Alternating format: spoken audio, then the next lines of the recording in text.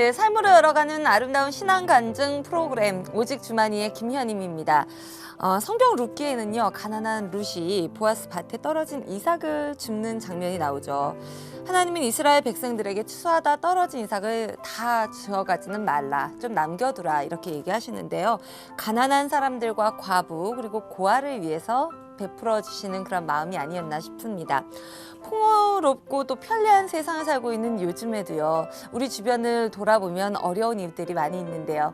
우리가 우리의 하나님의 사랑으로 조금씩 보살필 수 있다면 얼마나 좋을까라는 생각을 해보게 됩니다. 자, 오늘도 하나님의 사랑으로 아름답게 변해가는 성도들의 이야기를 함께 들어보겠습니다. 오직 주만이. 간증자들을 만나보기 전에 먼저 이 자리를 은혜롭게 가득 채워주신 분들부터 소개해드릴게요. 춘천 한마음교회 성도님들 함께 해주고 계십니다. 어서 오십시오.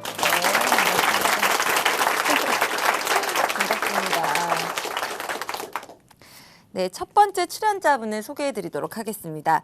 이분은 중학교 사회 선생님이신데요. 굉장히 무섭고 엄하기로 소문이 자자하셨다고 합니다. 별명이 땡삐이셨다고 해요. 뭔가 느낌이 좀 세죠.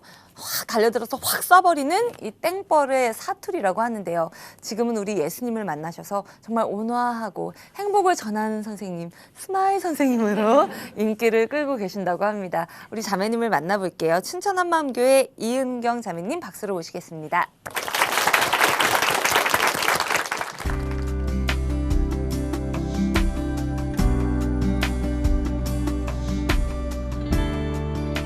안녕하세요. 한마음교회 이은경입니다.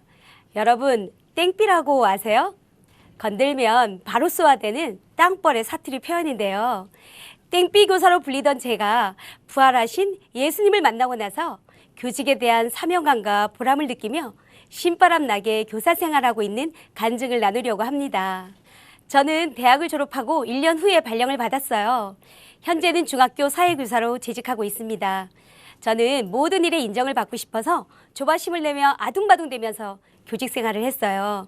그런데 그것이 학생들을 사랑하는 마음보다는 저의 욕심 때문이었죠. 그러니 제가 세운 기준에 도달하지 못하는 학생은 그냥 쥐잡듯이 잡았습니다. 수업 시간에 저랑 눈을 맞추지 않거나 졸거나 장난하는 것은 용납되지 않았고요. 전체 학생이 다 제 눈에 들어와야만 했습니다. 그래서 학생들은 수업 시간이 긴장의 연속이었습니다. 세계사 수업할 때는 공포의 쪽지 시험을 보았습니다. 1번 중국의 왕조하면 은나라부터 청나라까지 순서대로 그 특징을 써야 하는데 그 내용이 A4 한 병 가득이고요. 2번 서양의 근대사, 3번 중국의 근대화 운동까지 보고 나면 뒷장까지 빽빽하게 약 20분 이상은 써야 할 분량의 시험이었죠. 학생들은 통과될 때까지 계속 맞으면서 시험을 봐야 했어요. 그 당시 1년에 몽둥이가 2~3개가 부러질 정도로 많이 때렸습니다. 사실 때리는 것이 힘에 벅찼고 손도 많이 아팠지만 두어 달 끈질기게 하면 90%의 학생이 통과하였습니다. 그때 외운 내용은 대학생이 되어서도 기억난다고 전화하는 제자들도 있었습니다. 이렇게 키는 작지만 작은 고추가 맵다고 학생들 사이에서는 깐깐하고 무서운 교사였어요. 그러니 학생들을 칭찬하기보다는 혼내는 일이 많았고 그럴수록 짜증이 많이 났습니다.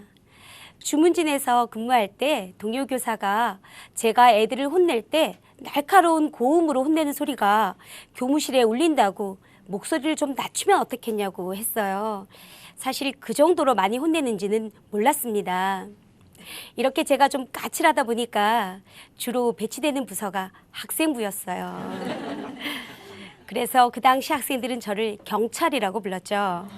사안이 생기면 어떻게 해서든지 자술서를 꼭 받아내었거든요. 한 5년간 하다 보니까 학생 눈빛만 봐도 모습만 봐도 거의 쪽지캐처럼 학생 상태를 알 수 있을 정도였습니다. 어느 날은 저희 반이 체육 시간일 때 교장 선생님께서 학교를 순시하시다가 스탠드에 앉아있는 저희 반 아이들에게 너네 담임은 누구냐? 하고 물으셨대요. 그래서 애들이 제 이름을 대니 아, 땡삐 선생! 이라고 하실 정도였습니다.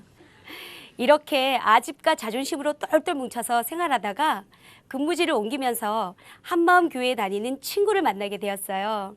그 친구가 제게 성경 공부를 해보자고 했죠. 사실 교회는 다니고 있었지만 세상이 주지 못하는 기쁨이나 평강은 고사하고 세상과 신앙 사이에 끼어서 이러지도 저러지도 못하고 사느라 참 힘들었어요. 그런 신앙생활에 회의를 느끼고 있던 터라 그래 이번 기회에 확실하게 알아보고 아니면 쿨하게 떠나야지 하는 마음으로 제의에 응했습니다. 그런데 이상한 일이 생겼어요.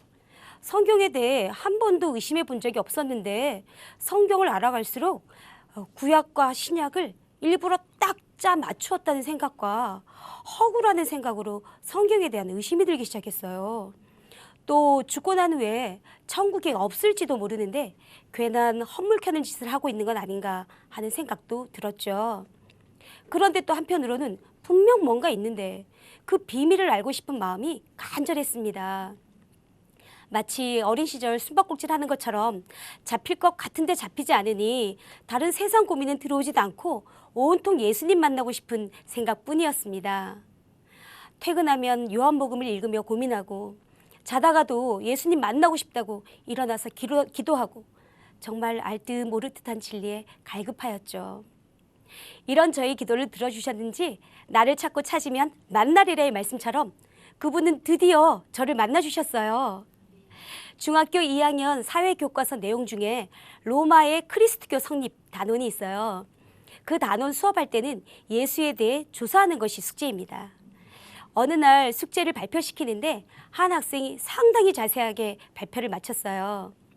그래서 제가 애들에게 물었죠. 얘들아, 너네 이거 믿어? 그랬더니 에이 그런 게 어디 있어요. 어떻게 사람이 무리를 걷고 죽은 자를 살리고 또 죽었다가 살아나요? 그래 맞다. 그럼 너네 뭐 보고 숙제했어? 백과사전요. 그럼 그 책이 허구를 쓴 책이야? 그러는데 4교시 수업 끝종이 울렸어요. 복도를 걸어 나오며 정말 심각하게 고민이 되더라고요. 그래서 학교 도서관에 들어가서 위인전, 역사책, 사전을 뒤지기 시작했습니다. 부활의 증인과 증거들이 얼마나 많은지 위인전, 역사책, 인터넷에도 분명히 기록되어 있는 십자가와 부활 이야기, 교과서에 나오는 베드로와 바울을 비롯한 제자들의 증인된 삶, 로마의 역사, 콜로세움과 카타콤 등 지금도 분명히 존재하는 증거와 증인들 때문에 제가 믿지 않아도 부활은 정말 역사적 사건이었습니다. 또 부활은 예수님의 모든 말씀을 믿을 수 있는 증거이기도 했고요. 왜냐하면 예수님 살아계실 때 많은 말씀을 하셨지만 특히 자신이 십자가에 죽고 3일 만에 살아날 거라는 말씀은 그 누구도 함부로 할 수도 없고 지킬 수도 없는 약속이잖아요. 결국 부활하신 예수님을 본 후에야 제자들이 예수님의 말씀을 믿게 되었다고 한 것처럼 저도 예수님이 진짜 부활하셨다는 것을 안 순간 머리에서 발끝까지 찌릿한 전율이 흐르면서 진짜 부활하셨네? 그럼 그분이 하나님이네 라는 말이 나왔습니다. 도마처럼 믿음이 흔들리던 내게 예수님은 부활로 당신의 존재를 각인시켜 주셨습니다. 그리고 저도 나의 주, 나의 하나님이라는 고백을 하게 되었어요. 어느 날 목사님께서 요한복음 8장 23, 24절 말씀을 하셨는데 그 말씀이 제게 이렇게 들리는 거예요. 예수께서 이르시되 너는 아래에서 났고 나는 위에서 났다. 맞니? 네. 너는 이 세상에 속하였고 나는 이 세상에 속하지 아니하였다. 맞니? 네. 그러므로 내가 위에서 너를 보니 너가 내 죄 가운데서 죽으리라. 그리고 알았죠. 내가 마귀처럼 내 인생의 주인 되어서 내 마음대로 내 감정대로 살았기에 열심히 사는 것 같았지만 정말 죽은 자처럼 살 수밖에 없었다는 것을요. 저는 이 죄를 회개하고 예수님을 나의 주님으로 영접하면서 굴복하게 되었어요. 제가 하나님의 자녀가 되었다는 기쁨은 너무 컸어요. 위로부터 내려오는 기쁨 때문에 주변 환경과 사람이 저에게 어떠하든 전혀 마음에 걸림이 되지 않았어요. 학교에서 생활할 때도 하나님께서 지금 나를 보시고 기뻐하신다는 생각에 정말 기뻤고요. 복도에서 혹시 믿음의 선생님을 만나면 엄지손가락을 치켜 세우며 예수님 최고 하고 다녔어요. 또 모든 상황을 볼 때 그럴 수도 있겠다는 생각이 드니까 용납 안 될 일도 없고 이해 못할 것도 없더라고요. 그리고 예수님의 십자가 사랑 때문에 세상에 사람만큼 귀한 게 없다는 생각이 들었습니다. 그러면서 학생들이 저와 동등한 인격체로 보였고요. 드디어 아이들의 마음을 만질 수 있는 사람이 되었습니다. 예수님을 영접하고 한 3달 정도 지났었는데요. 저희 반 미아 부장애가 제게 이러는 거예요. 선생님, 그냥 1학기 때처럼 하시면 안 돼요? 그래서 내가 뭘? 어떻게 했는데? 그랬더니 1학기 때는 혼날 일이 있으면 그 즉시 혼을 내셨는데요. 지금은 우리들이 잘못해도 괜찮아 하고 넘어가시니까 저러다가 언제 폭발할지 모른다고 애들이 긴장하고 있어요. 그래서 더 조심하고 있고요. 제발 1학기 때처럼 해주세요 하는 겁니다. 예수님을 만나면 성격도 변하고 삶이 즐거워지고 삶의 목표도 생긴다는 것을 알게 되니까요. 인성 차원에서도 우리 아이들이 이런 예수님을 알면 얼마나 좋을까 하는 소망이 생겼습니다. 우선 아이들과 신뢰가 형성되어야 교사 말을 우습게 여기지 않겠죠? 그래서 복음 증거를 위해 수업 준비도 더 열심히 하고 수업도 재밌게 하려고 노력하고요. 아이들의 인격도 저절로 존중하게 되었어요. 그리고는 자연스럽게 복음을 증거할 기회를 찾습니다. 지금은 안 믿더라도 나중에 혹시 인생이 힘들어지면 말씀이 생각날 수도 있잖아요. 그런 소망으로 부활의 복음을 증거합니다. 전체적으로 말할 때도 있고요. 개인별로 상담하다가 예수님을 전하기도 합니다. 그러면서 어딜 가든 아이들과 성경 모임을 했는데요. 한 여중에서는 토요일마다 방과 후에 성경 모임을 했어요. 그런데 그중에 2명의 학생은 신실한 청년이 되어서 현재 유치부 교사로 충성하고 있습니다. 교직 생활 중 2009년은 정말 잊지 못할 해입니다. 남자중학교에서 3학년 담임을 했는데요. 정말 다양한 사건, 사고들이 많았어요. 학기 초부터 교문 밖 다리 밑에 담배 피러 나간 학생들을 찾으러 헤매는 것을 시작으로 사춘기 정점에서 학교 규칙에 반발하기 시작한 모범생, 항상 고개를 숙이고 다니면서 사람을 똑바로 쳐다보지 못하고 말 한마디 하지 않는 학생, 게임에 빠져 학교 나오지 않는 학생, 또 교실에서 기절놀이 하다가 뒤로 꽈당 넘어져서 진짜 기절하는 바람에 119 구급차에 실려가 3일을 입원한 학생.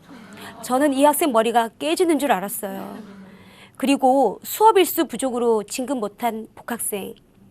이 학생은 조울증이 심했어요. 우울증이 오면 며칠씩 밥도 안 먹고 학교도 오지 않았죠. 한 번은 집에를 찾아갔는데 그 좁은 방에 이불을 뒤집어 쓰고는 꼼짝도 하지 않는 거예요. 얼굴도 못 보고 돌아 나오는데 마음이 무너지더라고요. 나중엔 정신병동에 입원하였습니다. 그런데 주님께서 제게 그 아이들을 긍휼히 보는 눈을 주셨어요. 한 명 한 명이 너무 소중했고요. 기도밖에 없었습니다. 새벽에는 1번부터 36번까지 이름을 불러가며 기도하였고 아침에 교실에 들어가면 보혈로 덮어달라고 기도하면서 진심으로 아이들에게 다가가기 시작했습니다.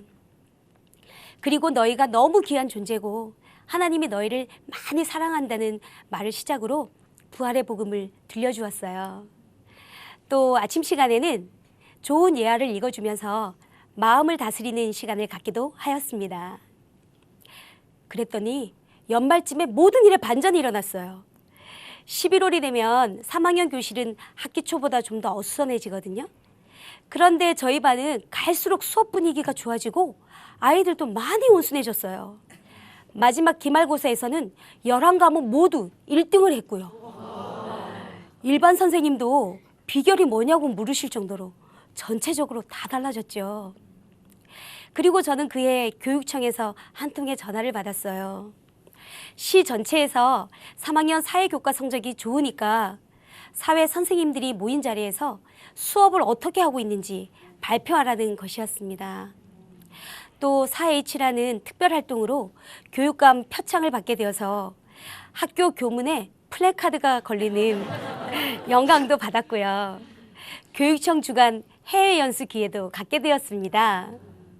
그래서 이러한 1년간의 상황 변화를 아이들에게 말하면서 부활의 주님을 자랑하고 이런 결과가 나타났는데도 하나님 안 계시다고 할 수 있냐고 했더니 많은 아이들이 고개를 끄덕였고 인상 쓰는 학생은 한 명도 없었습니다. 그래서 내 무기는 예수님 믿는 거라고 너희도 이런 예수님을 만나면 너무 좋겠다고 말하고 나오는데 정말 날아갈 듯이 통쾌하였죠. 저는 감사한 일이 있으면 하늘을 보면서 땡큐 하나님 하거든요. 그날도 많이 했습니다. 그중에 기억에 남는 학생이 여러 명이 있습니다.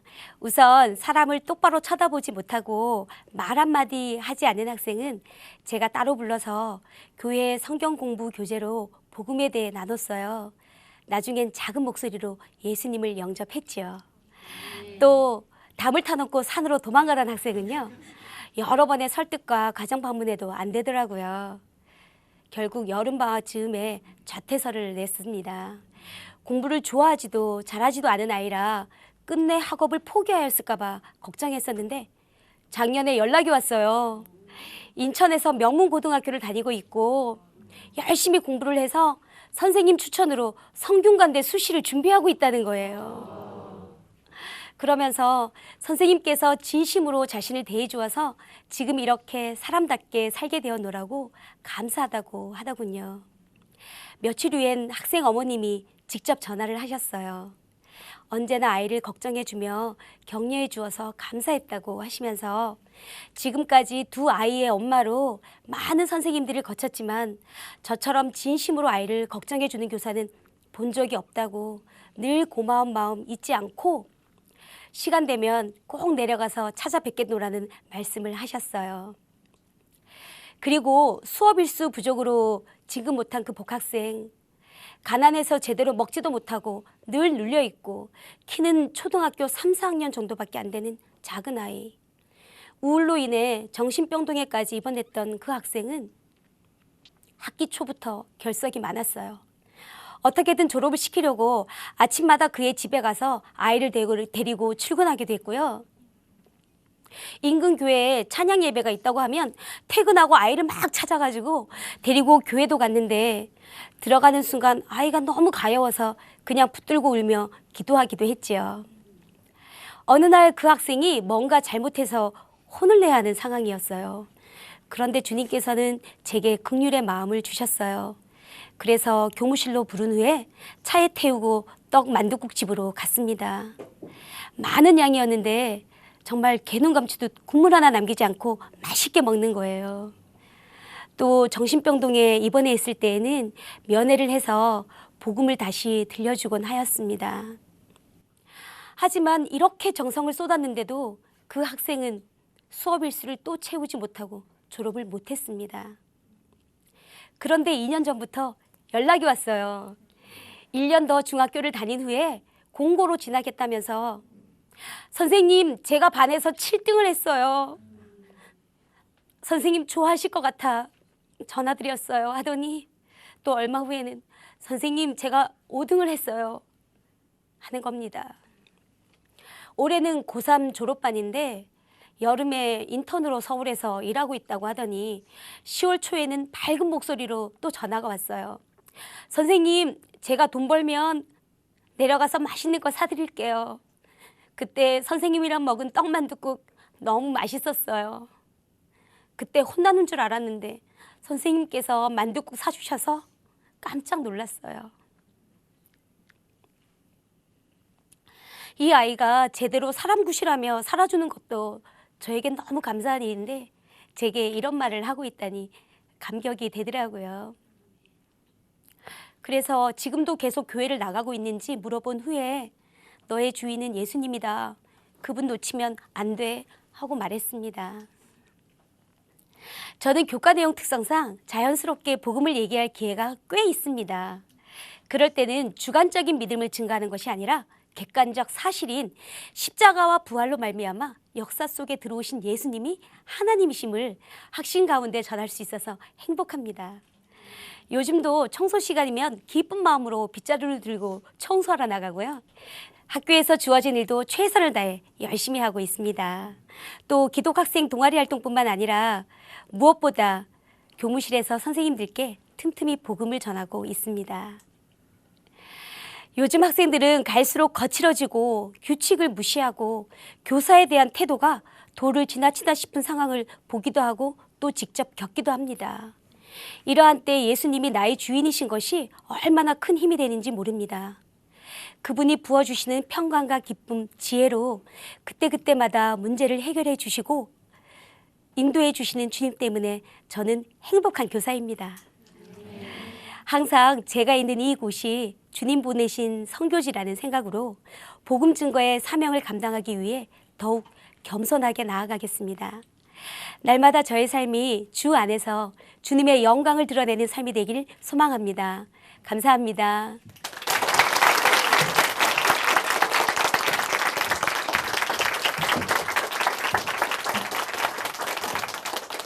자매님 정말 감사합니다. 말씀 들으면서 땡삐 선생님의 모습은 전혀 찾을 수가 없었고요. 유들유들 연두부 같은 그런 모습. 정말 달콤하고 사랑이 많은 분이다라는 생각을 하게 됐습니다. 워낙 그 마음밭이 깨끗하고 예쁘기 때문에 우리 영혼들을 만날 수 있는 기회를 하나님께서 허락하시지 않으셨나라는 생각을 하게 되고요. 그 영혼들을 정말 사랑으로 보살피고 그 영혼을 뭔가 좀 더 발전시켰을 때 하나님의 상은 또 덤으로 주신 게 아닌가라는 생각을 해보게 됩니다. 앞으로도 사랑스러운 영혼들 많이 만나게 될 텐데요. 우리 예수님을 뿌리 삼고 더 힘내시라고 응원의 박수 보내드리겠습니다.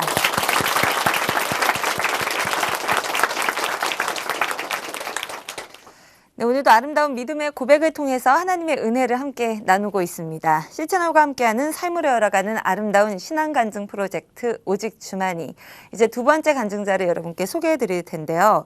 이분은 그야말로 이 밤의 제왕, 밤에 피는 장미셨다고 하네요. 중학교 2학년이었던 15살에 음주 가물을 접하시고 그때부터 45살까지 그냥 꾸준하게 이런 삶을 이어가셨다고 하는데요. 이분이 폭력 사고와 사업 실패를 겪으면서도 그 쾌락을 포기할 수 없었다고 합니다. 이런 분이셨던 그분이 방탕한 삶을 정리하고 우리 하나님의 품으로 쏙 돌아온 그 사연 지금부터 들어보도록 하겠습니다. 춘천 한마음교회 엄순용 현재님 박수로 모시겠습니다.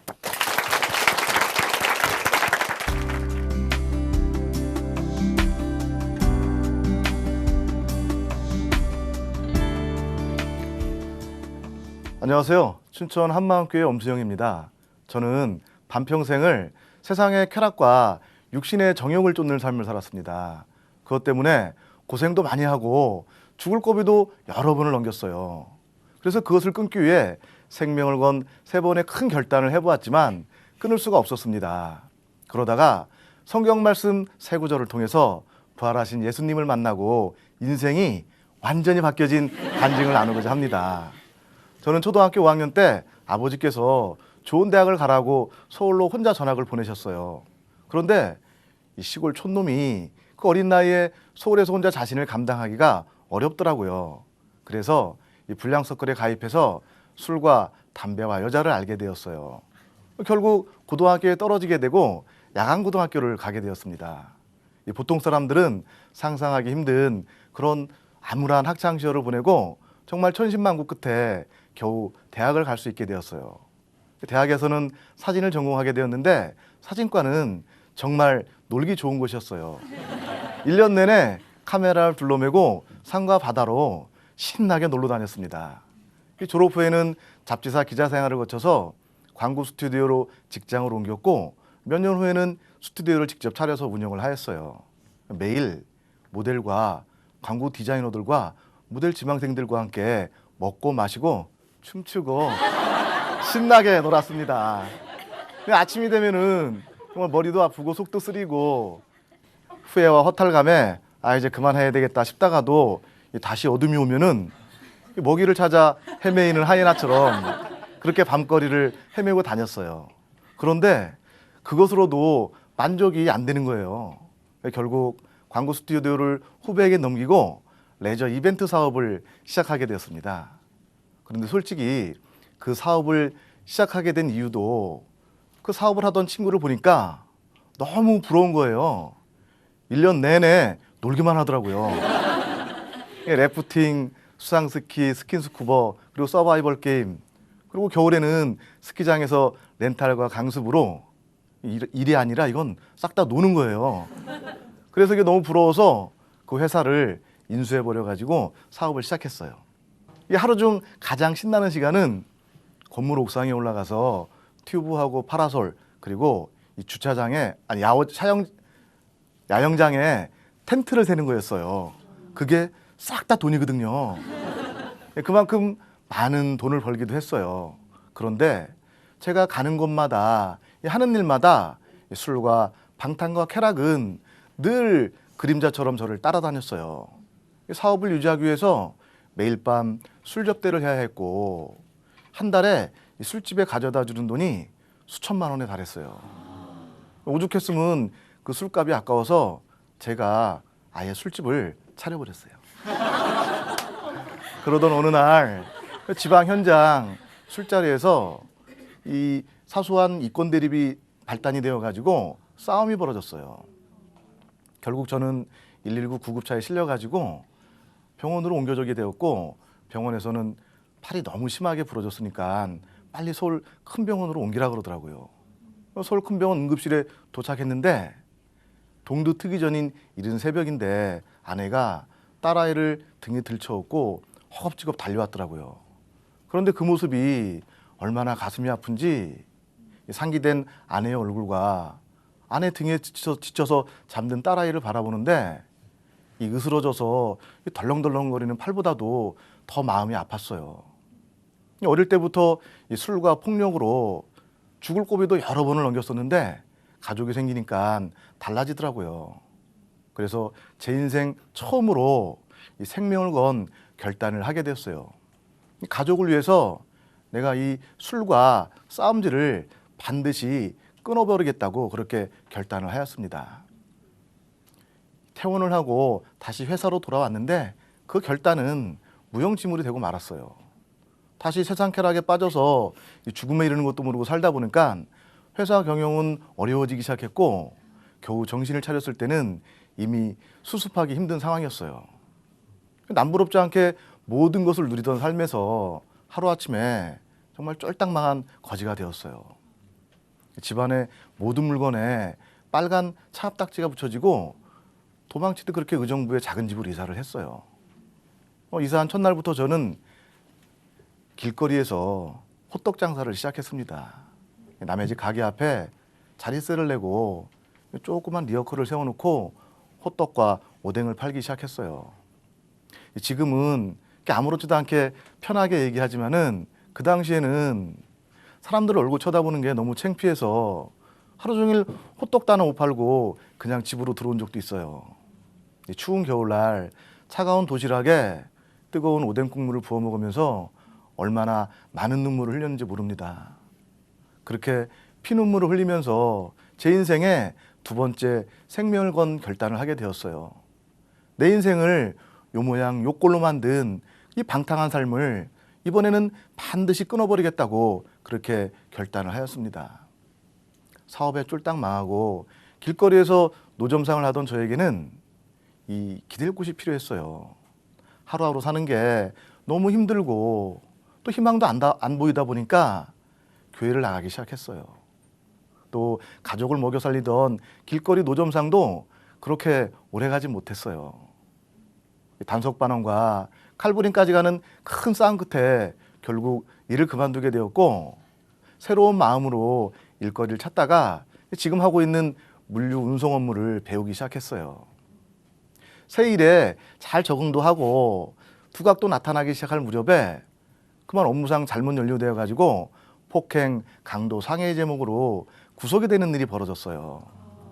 그런데 그 발단도 역시 이 술과 폭력이었어요. 하나님께서는 차가운 구치소에서 지나간 시간들을 뒤돌아볼 수 있게 해주시더라고요. 7시간에 걸친 큰 수술 끝에 불구를 면하게 해준 것, 그리고 모든 재물을 걷어가신 것, 그리고 육체의 자유를 제한하는 이 감옥으로까지 시간이 한눈에 보여지면서 내가 여기서 멈추지 않으면 다음엔 반드시 생명을 거둬가시겠구나라는 생각이 들었어요. 간절한 마음으로 성경책을 붙들고 하나님께 애원을 했어요.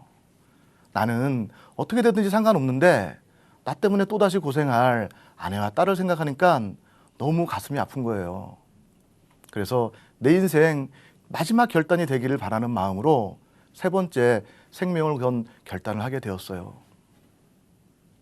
이 감옥에서 나를 무사히 나갈 수만 있게 해주신다면은 이 술과 방탕과 쾌락한 삶을 끌어버리고 정말 착하게 살겠다고 그렇게 결단을 하였습니다. 그렇게 고통의 시간을 보내고 다시 세상으로 나왔어요. 나와서는 정말 열심히 일을 했죠. 그렇게 열심히 일한 결과 회사 매출의 60% 이상을 저 혼자 달성하게 되었고 그런 저를 사장은 내버려 두질 않았어요. 다시 밤마다 나이트클럽과 단란주점으로 데리고 다니기 시작했어요. 다시 밤에 환락에 빠져 사는 날이 늘어만 갔습니다. 참으로 이 질기디 질긴 밤의 유혹은 저를 내버려 두지 않더라고요. 분명히 죽는다는 걸 알면서도 그것을 끊을 수가 없었어요. 하나님 앞에 맹세했던 그 결단과 그 맹세도 모두 무용지물이 되고 말았어요. 교회에 나가면서도 새벽 기도를 매일 열심히 나갔어요. 알파코스와 셀교회 그리고 아버지 학교, 주차 봉사와 사진 촬영까지 정말 교회 일이라면은 남들보다 더 열심히 했어요. 성경 공부로 지식도 쌓고 봉사와 섬김으로 이 겉모습은 나름대로 괜찮은 신앙인이 되어가고 있었어요. 그러나 여전히 변하지 않는 나를 속일 수는 없더라고요. 어릴 적부터 나를 잡고 있던 그 고질적인 술과 방탕한 삶은 저를 자유케 하지 못했어요. 이 낮에는 천사의 모습으로, 그러나 밤에는 정말 쾌락을 쫓는 미치광이의 모습으로 점점 죽음을 향해 치닫고 있었습니다. 그때 저도 참 인간 말종으로 살아왔지만은 저보다 더 인간 말종인 저희 처제가 있었는데 글쎄 춘천 한마음교회 다녀와서 완전히 다른 사람이 되었다는 거예요. 이혼을 하고 2번 잘 살 시도에 알코올 중독에 폭행 전과까지 정말 사람의 힘으로는 고칠 수 없는 그런 말종이었거든요. 아내도 처제를 따라 그곳에 다녀왔는데 아내도 동일하게 완전히 다른 사람이 되어온 거예요. 평소에 잔소리와 불평과 짜증을 입에 달고 달던 사람이었는데 3주간 저에게 단 한 번도 싫은 소리를 하지 않더라고요. 그렇게 변화된 아내의 삶은 저에겐 축복이었어요. 완전히 천국이었습니다. 열심히 일도 하고 노력한 결과 저는 2년 반 만에 법인회사를 설립할 수 있게 되었어요. 사람들은 인생 역전이고 기적이라고 어떻게 쫄딱 망한 거지가 2년 반 만에 회사를 설립할 수 있냐고 모두들 놀라워했어요. 그러던 어느 날 회사에서 회식이 있었고 이 술자리에서 저만 그만 술에 정신을 잃고 말았어요. 정신을 차려보니까 사방은 새카만 어둠인데 빗소리만 세차게 들리더라고요. 전등 스위치를 켜보니까 여간방이었어요. 칠흑 같은 어둠과 이 창문을 두들기는 세찬 빗방울 소리, 그리고 어느 이름 모를 허름한 여간방에 초라히 누워있는 내 모습. 정말 이렇게 살고 싶지 않다고 혀를 깨물고 맹세하고 결단했는데 또다시 단 한순간에 비참히 무너지는 내 모습이 죽고 싶도록 싫었습니다. 차라리 이렇게 사느니 죽는 게 낫다는 생각이 들었어요. 나는 정말 변할 수 없는 것일까? 죽을 때까지 이렇게 살아야 하는 것일까? 자살하고 싶은 충동에 여간방에 한두 시간을 누워있다가 집으로 들어왔습니다. 아내는 피곤할 텐데 들어가 쉬라고 하더라고요. 그 순간 저는 아내의 발 앞에 쓰러지고 말았습니다. 더 이상 이렇게 살고 싶지 않다. 이 지겹고 질긴 이 싸움을 여기서 끝내고 싶다. 그리고 그 아내와 처제를 변화시킨 그곳에 가면 나도 변할 수 있지 않을까 하는 마지막 희망을 걸고 아내를 따라 그곳에 가보기로 결심을 했습니다. 처음 간 춘천 한마음교회에서 선포된 말씀은 바로 사도행전 17장 말씀이었어요. 죽은 자 가운데서 다시 살리신 것으로 모든 사람에게 믿을 만한 증거를 주셨다. 이 말이 제 귀에 들리는 순간 저는 이 바위로 머리를 한 대 얻어맞은 사람처럼 정신이 하나도 없었어요. 부활? 모든 사람이 믿을 수 있는 증거라고? 저에게 부활은 계란 먹는 날 정도였지 특별한 의미가 없었어요. 하나님의 살아계신 것과 천국과 지옥과 영원한 나라의 확신도 물론 없었고요. 단지 죄를 지으면 사업에 다시 쫄딱 망하고 감옥에 가고 생고생할 것 같아서 교회를 다녔을 뿐이라는 생각에 정말 앞이 캄캄해졌습니다. 너무나 충격적인 말을 들은 것이에요. 아니, 난생 처음 들린 것입니다. 모든 사람이 믿을 수 있는 증거, 그것이 바로 요나의 표적, 부활밖에 없다는 것을 성령께서 너무도 정확히 알려주셨어요. 처음부터 이 확실한 증거를 제시해주고 믿어라 했으면 얼마나 쉽고 간단했을까. 그런데 나는 왜 교회를 5년이나 다녔으면서도 이 사실을 알지 못했을까? 보이지 않는 하나님을 어떻게 믿을 수 있을까? 가보지 않은 천국을 어떻게 믿을 수 있을까? 저는요, 이러한 사실에 대해서 단 한 번도 고민을 해본 적이 없었던 거예요. 요한복음 16장 9절에 성령께서 오셔서 책망할 죄가 바로 예수님을 믿지 않는 죄라는 거예요. 제 인생에 있어서 죄는요, 술을 마시고 폭력을 행하고 환각에 취하고 여자를 탐한 죄, 그것이었어요. 그렇게 매번 그 죄를 16절째에 빼곡히 기록해서 십자가에 못 박고 촛불에 불태웠는지 모릅니다. 무너졌습니다. 어찌 이럴 수 있단 말인가? 그동안 그렇게 많은 시간 성경을 공부하고 봉사하고 헌신하고 회개하였는데 정작 하나님께서 회개하기를 원하시는 그 죄에 대한 회개는 단 한 번도 해본 적이 없는 거예요. 통곡이 되었고 너무나 화가 났습니다. 나는 왜 이 간단하면서도 너무나 중요한 사실을 모르고 있었을까? 왜 이제야 이 말이 내 귀에 들린 것일까? 지금까지 내가 생각한 죄와 회개는 다 이 세상 기준과 이 땅에서 경험을 통해 배운 것이었어요. 그러나 하나님께서 말씀하시는 죄와 회개는 그것이 아니더라고요.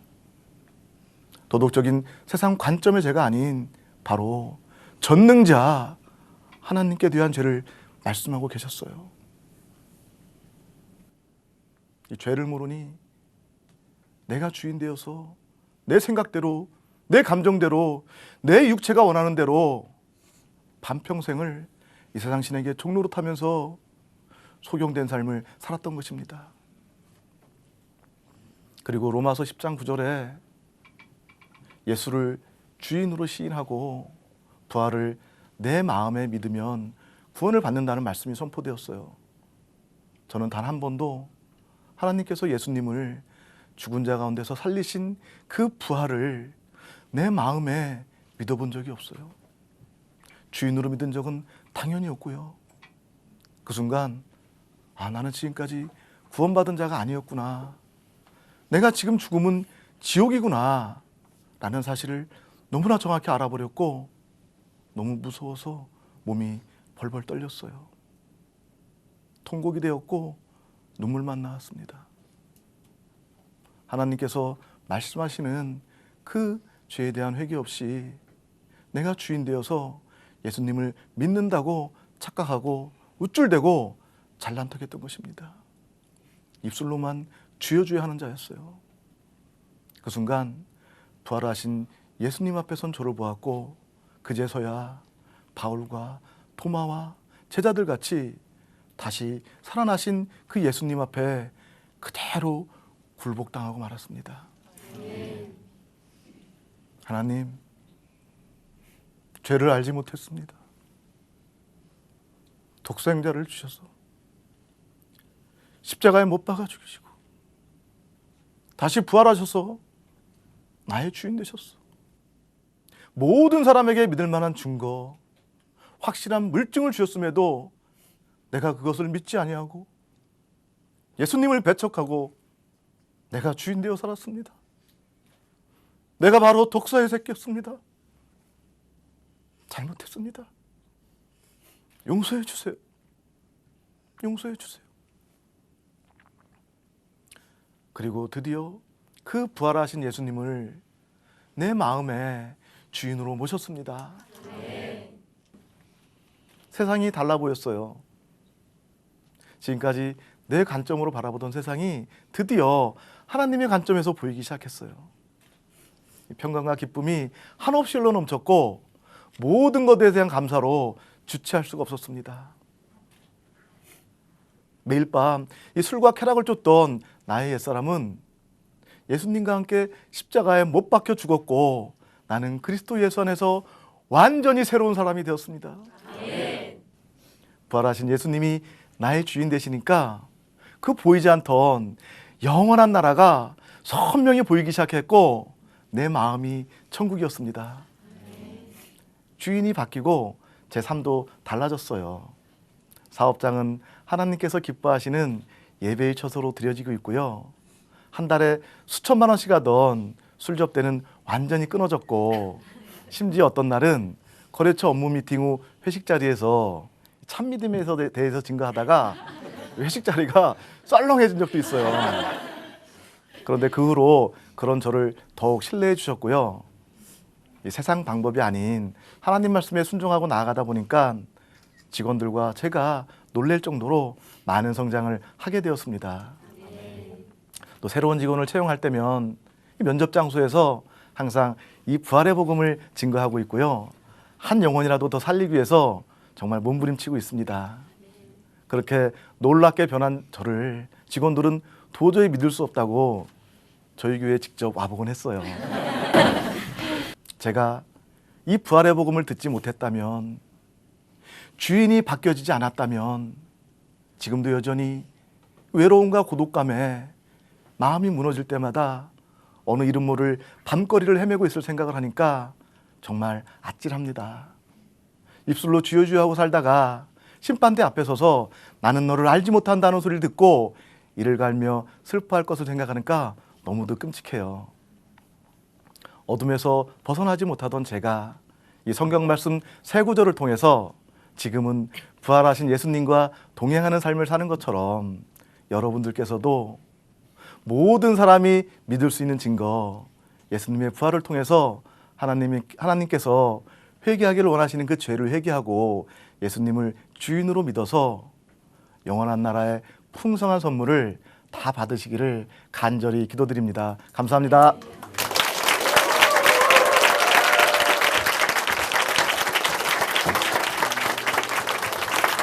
어느 때보다도 박수 소리가 우렁찬 것 같습니다. 우리 엄순용 형제님께 다시 한번 큰 박수 부탁드리겠습니다.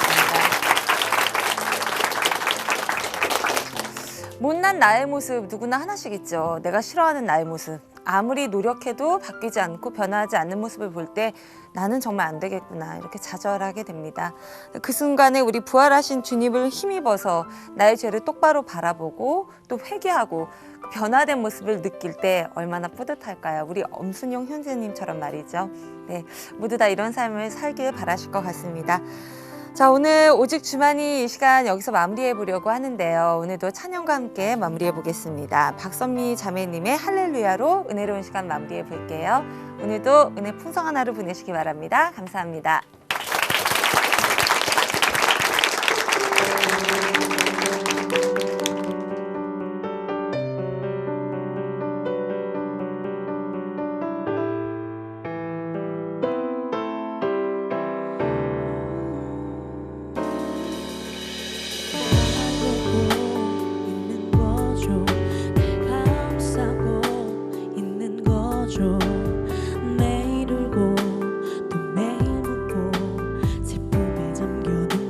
거짓 세우죠. 사랑하고는 있나요? 날 감싸고는 있나요? 매일 울고 또 매일 묻고 아픔만 남은 내 맘은 어떡하죠? 한밤중에 무릎 꿇고